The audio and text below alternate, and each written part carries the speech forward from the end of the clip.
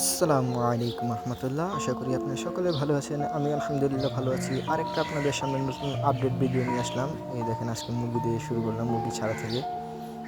দেখেন, ছাড়ার পর ভিডিও করতেছিলাম, হঠাৎ কেমন করে মুরগি দেখছেন, খেলতেছে ওরা।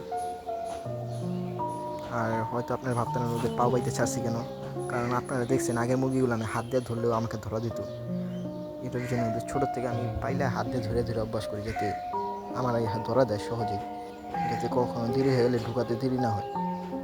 আর এই দেখেন, আজকে কিছু বীজ আনছি, মিষ্টি কুমড়া, লুইবা, আর হয়তো করলা নাহলে কহি, এই দুইটাতে একটা হবে। এই বীজগুলো বুনবো, মাটিগুলো আগে আলগা করে নিব, পরবর্তীতে বুনছি মাটিতে দিয়ে। এখন আর পানি দেবো না, কারণ রোদ বেশি তো, এটার জন্য। আর এই দেখেন, কবুতরের খাবার দেওয়ার সময় হয়েছে, সবগুলো খাবার দিব। আর দেখেন, এগুলোর খাবার দিচ্ছি, জনের জোড়াটা আইসা বসে রয়েছে, মানে ওর খাবারের জন্য আইসা বসে থাকে এভাবে।